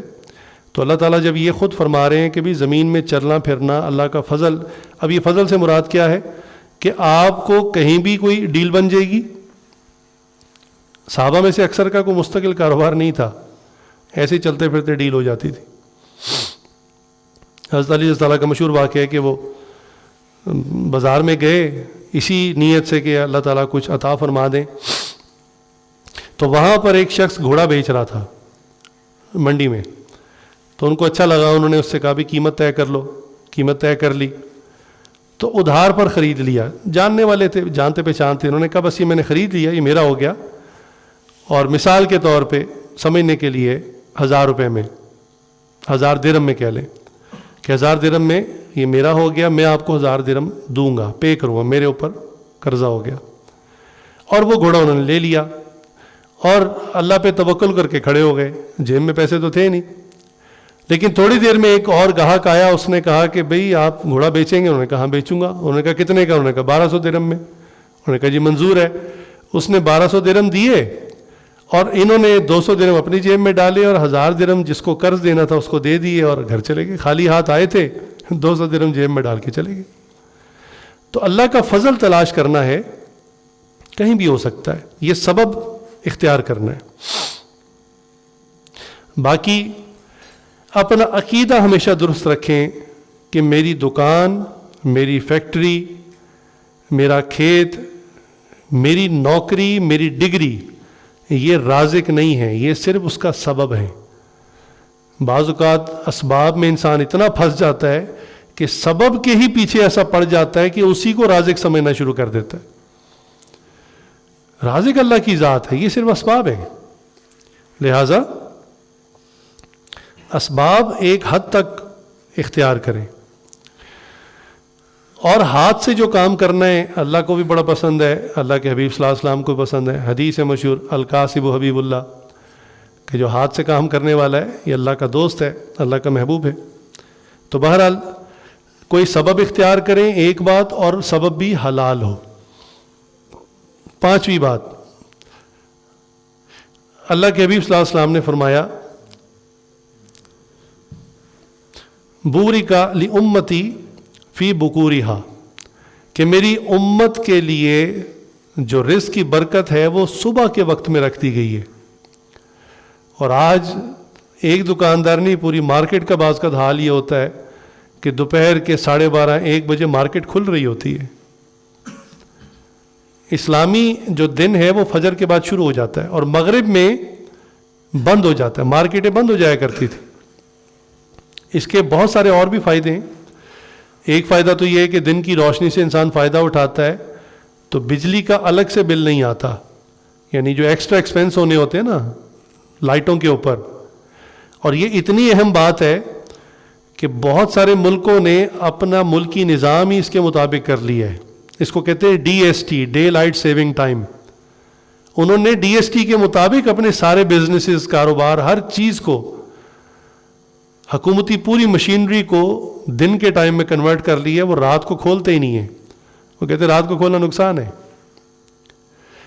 تو اللہ کے حبیب صلی اللہ علیہ وسلم ہمیں بتا رہے ہیں کہ میری امت کی جو رزق کی برکت ہے وہ دن کے اول حصے میں. تو فجر کی نماز پڑھی اور اس کے بعد اللہ کا فضل تلاش کرنے کے لیے چل پڑے. 6واں پوائنٹ یہ رزق کی برکت کے حوالے سے کہ اگر آپ کے پاس آپشن ہو, اختیار ہو کہ آپ ملازمت بھی کر سکتے ہو اور کاروبار بھی کر سکتے ہو, تو آپ کاروبار کو ترجیح دیں. ہم نے اپنے اکابرین سے سنا کہ رزق کے اگر 10 حصے ہیں تو اس میں سے 8 یا غالباً 9 حصے فرمایا تجارت میں رکھیں, 1 حصہ ملازمت میں. بھائی جس کے پاس تو آپشن ہی نہیں ہے, اس کی جیب میں پیسے ہی نہیں, وہ کاروبار کیسے کرے گا؟ اس کا تو معاملہ الگ ہے, اس نے جاب ہی کرنی ہے. لیکن ہوتے ہیں بعض لوگ جن کے پاس اختیار ہوتا ہے کہ جاب بھی کر سکتے ہیں, کاروبار بھی کر سکتے ہیں, ڈرتے ہیں کاروبار میں لاس نہ ہو جائے اور جو جمع پونجی ہے وہ ضائع نہ ہو جائے, تو وہ جاب کرنے کو پریفرنس دیتے ہیں. اچھا, اس میں ٹیکنیکل پوائنٹ کیا ہے, کیوں کہہ رہا ہوں کہ جاب نہ کریں, کاروبار کریں؟ دیکھیں, جب آپ نے جاب کر لی تو کیونکہ دنیا دارالاسباب ہے, سبب کے اندر آپ نے اپنا وظیفہ لاک کر لیا. مثال کے طور پہ ایک نوجوان کہیں جاب کرتا ہے, اس کی 50,000 روپے سیلری ہے بالفرض. اب وہ مہینے بعد اس کو 50,000 ہی ملنا ہے, 50,000 سے زیادہ اس نے کوئی سبب اختیار نہیں کیا. بالفرض اللہ اس کو زیادہ دینا بھی چاہتے ہیں تو اس نے خود ہی اپنا معاملہ باؤنڈ کر لیا 50,000 پہ, تو 50,000 ہی ملنا ہے اسے. جبکہ ایک بندہ تجارت کی غرض سے کوئی چھوٹا سا سیٹ اپ بھی کھولتا ہے, اللہ اس کو بہت دینا چاہتے ہیں, تو ہم نے تو کئی ایسی مثالیں دیکھیں کہ چھوٹا سا سیٹ اپ تھا اور راتوں رات کہاں سے کہاں پہنچ گیا. زیادہ دور کی بات نہیں, ابھی کورونا کے دنوں میں جب لاک ڈاؤن ہوا تو جاب والے تو سارے ہی گھر بیٹھ گئے، ظاہر سی بات ہے، جب کمپنیاں بند ہیں، ادارے بند ہیں، فیکٹریاں بند ہیں تو ملازم کہاں جائے؟ اور بعض ملازمین کو مالکان نے فارغ کر دیا کہ بھی ایک مہینہ دیکھا، دوسرا مہینہ دیکھا، انہوں نے کہا بھی ہم کیسے سیلریز دیں، پتہ نہیں لاک ڈاؤن کب تک چلنا ہے، تو انہوں نے ملازمت سے ہی فارغ کر دیا. کئی ادارے، کئی کمپنیز بند ہو گئیں. تو اس دوران پتہ چلا کہ بہت سارے ملازمت پیشہ لوگ جو تھے انہوں نے چھوٹا سا کوئی کام شروع کر دیا، اتنا چھوٹا کہ جیسے کوئی برگر بنانا شروع کر دیا، نان ٹکیاں لگانی شروع کر دی. بھئی کام تو حلال ہے نا، اس میں کسی کام میں کوئی آر تو نہیں ہوتی، ہاں حرام نہ ہو، حلال ہو، جائز ہو. تو اپنا انہوں نے چھوٹا سا کام شروع کیا.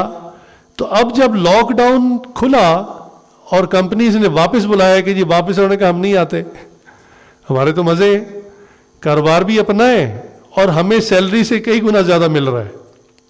مجھے کئی لوگوں نے بتایا کہ جو پہلے جاب کر رہے تھے، لاک ڈاؤن کی وجہ سے بظاہر ایک ان پہ مشقت آئی. یہ بھی دیکھیں اللہ تعالیٰ نے اصل میں ان کا رزق بڑھانا تھا، تو ظاہر میں جب کسی کو آپ نے کوئی بڑی چیز دینی ہے، اس کے ہاتھ میں چھوٹی چیز ہو تو پہلے ہاتھ خالی کروائیں گے نا بھائی، ہاتھ خالی کروا کر کوئی بڑی چیز دیں گے نا. تو اللہ تعالیٰ نے ان کو وہاں سے نکالا، ورنہ وہ جاب چھوڑنے والے نہیں تھے. تو بنیادی طور پر بات سمجھنے کی ہے کہ ملازمت کے، جاب کے خلاف نہیں ہوں، لیکن اگر اختیار ہو تو کاروبار کریں، ٹھیک ہے نا، کاروبار کے اندر برکت ہے. باقی اللہ تعالیٰ نے تمام انسانوں کو مختلف طبقات میں پیدا کیا، اب سارے ہی کاروبار کرنا شروع کر دیں، ملازمت ہی کوئی نہ کرے تو پھر ملک کا کارخانہ کیسے چلے؟ یہ اللہ نے طبقات میں پیدا کیا ہے کہ کچھ لوگ ملازمت کرتے ہیں اور کچھ لوگ کاروبار کرتے ہیں. جاپان میں یہی مسئلہ ہوا کہ عام بندہ بھی اتنا امیر ہو گیا کہ اب اس کو کام کرنے کے لیے ملازم نہیں ملتا. بھئی کوئی غریب ہو تو کام کرے نا، وہ کہ مجھے ضرورت ہی نہیں، میری اپنی فیکٹری ہے، میں کیوں کسی کی فیکٹری میں جا کے ملازمت کروں. تو جاپان کو یہ اتنا زیادہ مسئلہ بن گیا کہ انہوں نے پھر اپنی فیکٹریز کو شفٹ کیا انڈونیشیا کی طرف اور تائیوان کی طرف، بعض نے چائنا کی طرف شفٹ کیا کہ وہاں لیبر سستی مل جاتی ہے، یہاں تو کام کرنے کے لیے بندہ ہی کوئی نہیں ملتا. تو اللہ تعالیٰ نے طبقات میں انسانوں کو پیدا کیا ہے، تو کچھ نے بہرحال ملازمت کرنی ہے، کچھ نے کاروبار کرنا ہے. اگر آپ کے پاس اختیار ہو تو آپ کاروبار کریں. 7واں پوائنٹ بہت ہی اہم برکت کے لیے کہ انسان نعمتوں کا شکر ادا کرے، اللہ کی جو دی ہوئی نعمتیں ان کا شکر ادا کرے. سب سے زیادہ، اگر میں یہ کہوں سب سے زیادہ بے برکتی ناشکری سے ہوتی ہے تو یہ مبالغہ نہیں ہوگا. اللہ تعالیٰ قرآن کریم میں بھی ارشاد فرماتے ہیں نا، لئن شکرتم لازیدنکم ولئن کفرتم ان عذابی لشدید، کہ اگر تم میری نعمتوں کا شکر ادا کرو گے میں ضرور بے ضرور، تاکید کے ساتھ فرمایا کہ ضرور بے ضرور نعمتوں کو بڑھا دوں گا. اور فرمایا کہ اگر تم کفران نعمت کرو گے، نعمت کی ناشکری کرو گے، تو فرمایا کہ پھر میں بڑا سخت عذاب دوں گا. اچھا یہ بات تو بڑی عام فہم ہے، آپ اپنے اوپر رکھ کے دیکھیں. آپ کے گھر کا ملازم ہو، بعض گھروں کے اندر نا وہ ملازموں کو کوارٹر رہائش دی ہوتی ہے، تو ذرا سوچئے کہ آپ کے گھر کا ملازم ہے، آپ نے رہائش بھی دی ہوئی ہے، بجلی پانی گیس کی سہولت فری دی ہوئی ہے، 3 وقت کا کھانا آپ اس کو دیتے ہیں، اس کے بیوی بچوں کے کپڑے آپ اس کو دیتے ہیں، تنخواہ اس کے علاوہ دیتے ہیں، راشن الگ دیتے ہیں. سب کچھ دینے کے باوجود آپ گیٹ سے نکل رہے تھے تو گیٹ کے باہر سے اس کی آوازیں آ رہی تھیں، وہ ساتھ والے ملازم کو شکوے کر رہا تھا کہ میرے مالکان میرا خیال نہیں کرتے. آپ کے کان میں بات پڑ گئی. آپ بتائیے آپ کی اس وقت کیا کیفیت ہوگی؟ کیا آپ اس کو دھکے دے کے وہاں سے باہر نہیں نکال دیں گے؟ تو بتائیے کہ ہم سر کے بالوں سے پیر کے ناخنوں تک اللہ تعالیٰ کی نعمتوں میں ڈوبے ہوئے ہیں، ہر وقت ہر لمحہ. اس وقت بھی ہم سب کے سانس چل رہے ہیں نا، یہ اللہ کی نعمت ہے. ہم سب دیکھ رہے ہیں، اللہ کی نعمت استعمال کر. ہم سب سن رہے ہیں، یا یہ عاجز بول رہا ہے، یہ سب اللہ کی نعمت ہے. دماغ اس وقت کام کر رہا ہے، ہمارے دماغ مفلوج نہیں ہوئے. تو ہر وقت ہر سیکنڈ ہم اللہ تعالیٰ کی نعمتیں استعمال کر رہے ہیں. ہم سب نے لباس پہنا ہوا ہے، سطر ڈھکا ہوا ہے، اللہ کی نعمت ہے. سردی کا موسم ہے، سردی کی بچاؤ کے لیے بھی کسی نے سویٹر پہنا ہوا ہے، کسی نے چادر لی ہوئی، کسی نے جیکٹ لی ہوئی. یہ اللہ کی نعمتیں ہیں. تو انسان اللہ کی نعمتیں استعمال کرے اور پھر اللہ کی ناشکریاں کرے تو پھر اللہ تعالیٰ کو اس پر بہت غصہ آتا ہے. حضرت فرماتے ہیں مجھے ایک بندہ ملا جس کو میں جانتا تھا کہ اس کے حالات بہت اچھے ہیں، یعنی اتنے اچھے ہیں کہ یہ اپنے گھر کے علاوہ 20 خاندانوں کو اور بھی اکٹھا ان کا کچن مینیج کر سکتا، اتنا اللہ نے اس کو دیا ہے۔ تو جب ملاقات ہوئی تو میں نے پوچھا سنائیں کیا حال ہے؟ انہوں نے کہا حضرت بس ٹھیک چل رہا ہے۔ تو کہنے جب بس ٹھیک چل رہا ہے سن کے تو مجھے بھی غصہ آ گیا۔ تو میں نے کہا ناشکرے تم یہ کیوں نہیں کہتے کہ اللہ تعالیٰ نے مجھے میری اوقات سے بڑھ کر دیا ہے، میری اتنی اوقات بھی نہیں تھی جتنا اللہ نے مجھے دے دی ہے، یہ کیوں نہیں کہتے؟ کیوں زبان چھوٹی ہو گئی تمہاری یہ کہتے ہوئے کہ بس گزارا ہے؟ میں جانتا ہوں کہ تمہارے پاس کتنا رزق ہے، کتنا مال ہے، پھر بھی کہتے ہو گزارا ہے۔ تو یہی ناشکری ہوتی۔ انسان اللہ کی نعمتیں استعمال کرتا ہے اور لوگوں میں بیٹھ کے اللہ کے شکوے کرتا ہے، اللہ سب کچھ سن رہے ہوتے ہیں، دیکھ رہے ہوتے ہیں۔ سبحان اللہ، اللہ ہی کا حوصلہ ہے کہ اللہ تعالیٰ اسی وقت اسی لمحے سب چیزیں چھین نہیں لیتے۔ اس لیے ہم ہر چیز جو استعمال کر رہے ہیں وہ اللہ تعالیٰ کی دی ہوئی ہیں، اور ہر چیز کا شکر ادا کریں۔ شکر ادا کرنے سے اللہ کا یہ وعدہ ہے، اس قرآن کی آیت میں اللہ وعدہ کر رہے ہیں ضرور بالضرور میں نعمتوں میں اضافہ کر دوں گا۔ 8واں سبب رزق کی برکت کے لیے چاشت کی نماز ہے۔ حدیث میں ہے کہ رزق کی برکت چاشت کی نماز میں تلاش کرو۔ اچھا یہ نماز کون سی ہے، اس کا وقت کیا ہے؟ یہ آج سمجھانے کے لیے کہتا ہے یہ بزنس ٹائم کی نماز ہے، یعنی اس کا ٹائم بھی وہ رکھا ہے جب عموماً لوگ کام کاروبار کے لیے نکلتے ہیں گھر سے۔ ایک تو ہے جب سورج بالکل نکلتا ہے تو وہ اشراق کا وقت ہے، ایک جب تھوڑا سا بلند ہو جاتا ہے، ٹکیاں نکل آتی ہے اور ہر طرف روشنی پھیل جاتی ہے، تقریباً یہی وہ وقت ہوتا ہے کہ لوگ گھر سے ناشتہ واشتہ کر کے اپنے کام پہ کاروبار پہ نکلتے ہیں۔ تو جب آپ آفس جانے کے لیے، اپنے دکان پہ جانے کے لیے، کاروبار پہ جانے کے لیے، واش روم میں جائیں کپڑے وغیرہ چینج کرنے کے لیے، تو آپ وضو کر کے باہر آ جائیں، جتنی دیر میں آپ کا ناشتہ لگے گا آپ 2 رکعت نفل تو آرام سے پڑھ سکتے ہیں۔ اور یہی وہ چاشت کا وقت ہے، اس وقت میں 2 نفل پڑھ کے اللہ تعالیٰ سے دعا کریں۔ اللہ کے حبیب صلی اللہ علیہ وسلم فرما رہے ہیں کہ رزق کی برکت کو چاشت کی نماز میں تلاش کرو۔ تو بظاہر یہ 2 نفل کی مشقت ہے، اور اس سے جو ملنے والا ہے ریوارڈ، برکتیں وہ بہت زیادہ۔ 9واں سبب رزق کی برکت کا وہ ہے زکوٰۃ بالکل ٹھیک ادا کریں۔ جو بندہ زکوٰۃ ادا نہیں کرتا، زکوٰۃ اللہ کا حق ہے مال میں، اور جو اللہ تعالیٰ کے حق کو روک لیتا ہے اللہ تعالیٰ پھر اس کے رزق کو بھی روک لیتے ہیں۔ مسلمانوں میں اکثر میں یہ مسئلہ نہیں ہے کہ زکوٰۃ نہیں دیتے، زکوٰۃ دیتے ہیں، اکثر تعداد دیتی ہے، لیکن جو دیتے ہیں وہ ٹھیک حساب سے نہیں دیتے۔ اس بات کو سمجھانے کے لیے عاجز کہتا ہے بھی دیکھو زکوٰۃ ہے 40ویں حصے پہ، یعنی پرسنٹیج میں اگر بات کریں تو 2.5% پہ، 2.5% پہ زکوٰۃ ہے۔ اب سوچنے کی بات ہے، دین اسلام بہت سیدھا سادہ سا دین ہے، ہر چیز اللہ نے بہت آسان کر کے سمجھائی ہے۔ مثلا دن میں 5 نمازیں پڑھوانی تھی تو ہاتھ میں 5 انگلیاں لگا دی، کہ وہ آدمی جو جنگلوں میں پہاڑوں میں رہتا ہے، کبھی اس نے اسکول کا مدرسے کی شکل نہیں دیکھی، گنتی نہیں آتی، تو کم از کم انگلیوں پہ وہ آرام سے 5 نمازوں کو کاؤنٹ کر سکے۔ پھر مہینے کے 30 روزے رمضان کے اللہ نے فرض کیے، تو ان دونوں ہاتھوں کے اندر 30 خانے لگا دیے، 15 اس ہاتھ میں 15 اس ہاتھ میں، آرام سے آپ گنتی کر لیں۔ کوئی بھی آدمی جو زیادہ سمجھدار نہیں ہے، پڑھا لکھا نہیں ہے، حساب کتاب نہیں جانتا، وہ بھی انگلیوں پہ گن کر آرام سے حساب کر سکتا ہے کہ 30 روزے کیسے رکھنے۔ حج زندگی میں 1 مرتبہ فرض ہے۔ تو الغرض عبادات کو اللہ نے بہت سمپل کر کے سمجھایا، آسان کر کے سمجھایا۔ یہ فریکشن کہاں سے آ گئی؟ بچوں کی نا بڑی جان جاتی ہے فریکشن والے کوشچنس کرنے میں۔ وہ کہتے ہیں 2 × 2 ہمیں بتا دو، اس کا جواب نکال لیں گے۔ 2.5 × 2 یا 2.5 × 3.5 یہ بڑا مشکل سوال ہے۔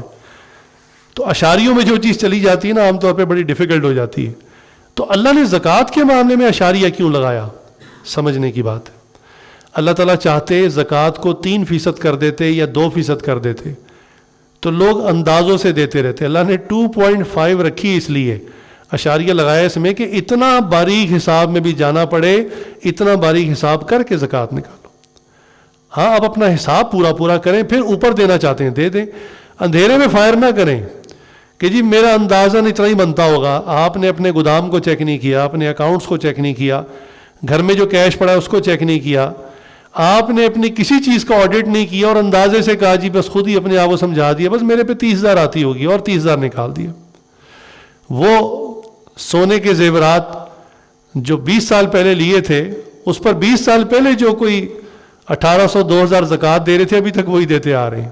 ہاں جی وہی دے رہے ہیں, ہم دے تو رہے ہیں زکوٰۃ, ہم کب انکار کرتے ہیں. بھائی زیور کے اوپر سونے پر زکوٰۃ روز کا ریٹ ہے, ڈیلی کا ریٹ, اخبار میں بھی چھپتا ہے. آپ روزانہ کا ریٹ اس کا دیکھیں, یعنی سال بعد جس تاریخ کو آپ نے زکوٰۃ کیلکولیٹ کرنی ہے اس دن جو ریٹ بنتا ہے اس کے مطابق زکوٰۃ نکالیں.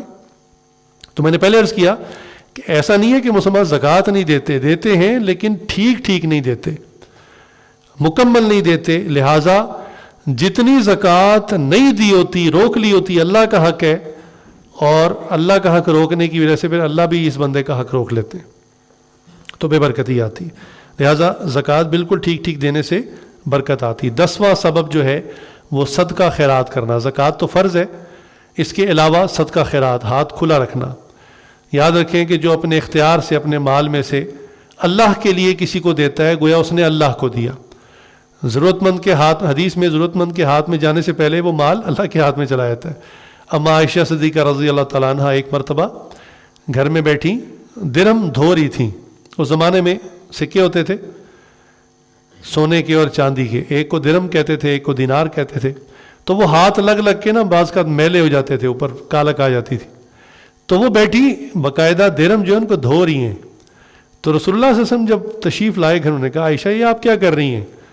تو انہوں نے کہا یا رسول اللہ یہ میں دھو رہی ہوں. انہوں نے کہا کیوں دھو رہی ہیں؟ انہوں نے کہا یا رسول اللہ آپ سے یہ بات سنی تھی کہ جب انسان اللہ کی راہ میں مال دیتا ہے, صدقہ کرتا ہے, تو وہ مال اس ضرورت مند کے ہاتھ میں جانے سے پہلے اللہ کے ہاتھ میں چلا جاتا ہے. تو میں نے چاہا کہ میں گندے میلے کچیلے سکے نہ اللہ کے راستے میں نہ دوں, چمکتے ہوئے صاف ستھرے جو ہیں یہ مال اللہ کے راستے میں اعلیٰ ترین مال دوں. اتنی اونچی نیت. تو میں نے اپنے شیخ کو حضرت ڈاکٹر جی دامت القاتم عالیہ کو ہمیشہ دیکھا کہ جب بھی وہ کسی کو کوئی فقیر بھی آتا یا کسی ضرورت مند کو دیتے ہیں تو ہمیشہ اچھے نوٹ نکال کے دیتے ہیں. شاید اسی پر عمل کرنے کی کوشش ہے. اور بعض اوقات حضرت کے پاس کوئی اچھا نوٹ نہ ہو تو کسی ساتھی سے کہتے ہیں یار مجھے نوٹ چینج کر لو, حالانکہ اسی کو دینا ہے, پھٹا بھی نہیں ہوا, صرف پرانا ہے, پھٹا نہیں ہوا. پرانا نوٹ بھی اتنی ہی ویلیو رکھتا ہے جتنا کڑک نوٹ رکھتا ہے, لیکن پھر بھی شاید اسی پر عمل کرنے کے لیے حضرت اکثر ساتھی کو پرانا نوٹ دے کے نیا نوٹ لیتے ہیں اور پھر اس ضرورت مند کو دیتے ہیں. تو دیکھیے صدقہ جو ہے یہ اللہ تعالیٰ کے ساتھ گویا ان کو بزنس پارٹنر بنانا ہے. وقت کم ہے ورنہ میں آپ کو بتاتا, اس وقت پاکستان کے جو بڑے بڑے نام ہیں جس کو تقریباً آپ سب جانتے ہیں, ان کے مالکان کے بارے میں پتہ چلا کسی نے اپنے 2.5% تو کوئی چیز ہی نہیں, کسی نے 5%, کسی نے 10%, کسی نے اس سے بھی زیادہ اس نام سے نکالا ہوا ہے کہ یہ میری اللہ کے ساتھ پارٹنرشپ ہے, میں نے اللہ کو پارٹنر بنایا. کیا مطلب؟ جب پروفٹ ہوتا ہے اس کو کاروبار میں تو وہ 10% نکال کے ایک علیحدہ کر دیتا ہے اس رقم, اور وہ صرف غرباء پہ تقسیم کرتا ہے. بڑے بڑے بلینئر نام ہیں ایسے لوگوں کے, ان کے دسترخوان چل رہے ہیں, بعض غریبوں کو کپڑا بانٹ رہے ہیں, بعض مکانات بنا کے دے رہے ہیں. ظاہر سی بات ہے ان کا کاروبار چونکہ اربوں خربوں میں, تو 10% پھر بہت زیادہ ہوتا ہے. اور وہ کہتے ہیں ہمیں اس میں کوئی نقصان نہیں, اس 10% نکالنے سے ہمیں مزید اربوں خربوں روپے آ جاتا ہے. تو سبحان اللہ, صدقہ کرنے سے ہمیشہ مال میں برکت آتی ہے, بے برکتی نہیں ہوتی. 11واں عمل انتہائی ضروری, رزق کی برکت, زندگی کی برکت, صحت کی برکت, جسمانی اعضاء کی برکت, وہ ہے استغفار میں. استغفار کثرت سے کرنا. اچھا, ہمارا عام کانسیپٹ یہ ہے کہ استغفار صرف گناہ کے لیے ہوتی ہے, بس جب گناہ ہو گیا استغفار کر لو بس کافی ہے. نہیں, استغفار ایک ایسا ورسٹائل وظیفہ ہے, ایک ایسا وظیفہ ہے جو ایک ہی وقت میں کئی فائدے دیتا ہے. استغفار گناہوں سے بچت کے لیے یا گناہ دھونے کے لیے تو ہے ہی ہے, اس کے علاوہ اس کے بہت سارے فائدے ہیں. اب اندازہ کیجیے, حدیث میں آتا ہے, حضرت عائشہ صدیقہ رضی اللہ عنہا کی حدیث ہے اور بخاری شریف کی حدیث ہے کہ رسول اکرم صلی اللہ علیہ وسلم روزانہ 100 مرتبہ استغفار کرتے تھے. اب آپ بتائیے کہ آپ صلی اللہ علیہ وسلم کے اوپر یہ تصور بھی نہیں کیا جا سکتا کوئی گناہ کا یا کسی چیز کا, پھر بھی آپ صلی اللہ علیہ وسلم 100 مرتبہ روزانہ استغفار فرماتے تھے. مجھے اور آپ کو کتنا زیادہ کرنا چاہیے. چنانچہ حضرت حسن بصری رحمۃ اللہ کے پاس کچھ ضرورت مند آیا. ایک نے کہا کہ حضرت میں گناہ گار ہوں، خطا کار ہوں، کوئی وظیفہ بتا دیں. تو حضرت نے کہا استغفار کیا کرو. چلا گیا. کچھ عرصے بعد ایک اور بندہ آیا، اس نے کہا حضرت میرے کھیت ہیں، میں زمیندار آدمی ہوں، بارش نہیں ہو رہی، قحط ہوا ہوا ہے، کوئی وظیفہ دے دیں. حضرت میں استغفار کیا کرو. ایک بندہ آیا، اس نے کہا کہ حضرت بہت غریب ہوں، مال نہیں ہے، تو فرمایا کہ استغفار کیا کرو. ایک بندہ آیا، اس نے کہا کہ حضرت میرا بیٹا کوئی نہیں ہے، اولاد نرینہ نہیں ہے، فرمایا استغفار کیا کرو. ایک بندہ آیا، اس نے کہا میں جنت کا طلبگار ہوں، فرمایا استغفار کیا کرو. تو حضرت کے جو شاگرد پاس بیٹھے تھے نا، انہوں نے کہا حضرت آپ کے ہاتھ میں وہ اچھی لال دوائی آ گئی ہے. ہوتے نا بعض گاؤں دیہات کے ڈاکٹر حکیم، وہ ایک ہی لال دوائی ہوتی ہے، ہر زخم پہ وہی، ہر ایک کو وہی دے رہے ہوتے ہیں. تو کہا کہ حضرت یہ کیا بات ہوئی، وظائف تو بہت سارے ہیں، بہت ساری چیزیں ہیں، آپ ہر ایک کو استغفار کیوں کہتے ہیں؟ تو انہوں نے فرمایا کہ بھئی میں نے اپنی طرف سے نہیں کہا. قرآن کریم میں آتا ہے فَقُلْتُ اسْتَغْفِرُوا رَبَّكُمْ إِنَّهُ كَانَ غَفَّارًا، کہ تم اپنے رب سے استغفار کرو کہ بے شک وہ بہت زیادہ گناہوں کو معاف کرنے والا. تو وہ بندہ جو گناہوں سے معافی کا طلبگار تھا، اس کو میں نے استغفار بتایا. پھر آتا ہے وَيُرْسِلِ السَّمَاءُ عَلَيْكُمْ مِدْرَارًا، کہ بھئی استغفار کرنے سے اللہ تعالیٰ بارش کو، پانی کو برساتے ہیں. تو وہ بندہ جو کہتا تھا کہ بھئی میری زمین خشک ہے تو مجھے بارش نہیں ہو رہی، تو اس کو میں نے استغفار بتایا. پھر جو آیا بیٹے کے لیے، تو اسی آیت میں آتا ہے وَيُمْدِدْكُمْ بِأَمْوَالٍ وَبَنِينَ، مال والے کو بھی اور بیٹے مانگنے والے کو بھی میں نے کہا استغفار کرو، چونکہ قرآن کریم کے اندر اس کا ذکر آتا ہے. اور پھر اللہ تعالیٰ کے ارشاد فرماتے ہیں وَيَجْعَلْ لَكُمْ جَنَّاتٍ وَيَجْعَلْ لَكُمْ أَنْهَارًا، اور اللہ تعالیٰ استغفار کی وجہ سے تمہارے لیے جنتیں بنائیں گے، یا تمہیں جنتیں دیں گے جس میں نہریں جاری ہوں گی. سبحان اللہ. تو استغفار یہ وہ چیز ہے جو واقعتاً ایسا فارمولا ہے جو ملٹی وائٹامن کی طرح کام کرتا ہے، یعنی بہت ساری چیزوں میں برکت کے لیے استغفار ہے. لہٰذا روزانہ استغفار کرنی چاہیے. 12واں اور آخری سبب رزق میں برکت کے لیے یا ضروریات کے لیے وہ ہے صلاۃ الحاجت. یہ بھی ایک نفل نماز ہے، جیسے عام 2 نفل پڑھتے ہیں. جب آپ کو کوئی زندگی میں ضرورت ہو، آپ سمجھیں رزق میں تنگی ہے، کاروبار میں تنگی ہے، پریشانی ہے، یا ملازمت نہیں مل رہی، یا اور کوئی مسئلہ ہے، تو 2 نفل اس نیت سے پڑھیں. بس نفل اسی طرح، اس میں کوئی خاص صورتیں یا کوئی آیتیں نہیں ہیں. عام 2 نفل جیسے آپ تہجد کی نماز پڑھتے ہیں یا کوئی اور نفل پڑھتے ہیں ویسے ہی پڑھیں. بس یہ ہے کہ اس کے اندر آپ نیت کر لیں کہ فلاں حاجت کی نیت سے، فلاں ضرورت کی نیت سے یا اللہ میں یہ نفل پڑھ رہا ہوں. جیسے آپ صدقہ کرتے ہیں مال اور اللہ سے دعا کرتے ہیں، یا براہ راست دعا کرتے ہیں کسی چیز کے لیے، تو سبب ہیں. تو اسی طرح یہ نماز جو ہے صلاۃ الحاجت، یہ بھی ایک سبب ہے، اور اس سبب کی برکت سے اللہ تعالیٰ انسانوں کے کام کر دیتے ہیں. اللہ تعالیٰ سے دعا ہے اللہ تعالیٰ ہم سب کے رزق میں برکت عطا فرمائے. اللہ تعالیٰ ہم سب کی عمر میں، صحت میں، بینائی میں، شنوائی میں، گویائی میں، حافظے میں، علم میں، عمل میں، ہر چیز میں، خدمت میں، ہر چیز کے اندر اللہ تعالیٰ برکت عطا فرمائے. اور جو کچھ سنا اللہ تعالیٰ ہم سب کو اس پر عمل کی توفیق عطا فرمائے. وآخر دعوانا ان الحمد للہ رب العالمین. کچھ دیر کے لیے ذکر کر لیجیے. لا الہ الا اللہ.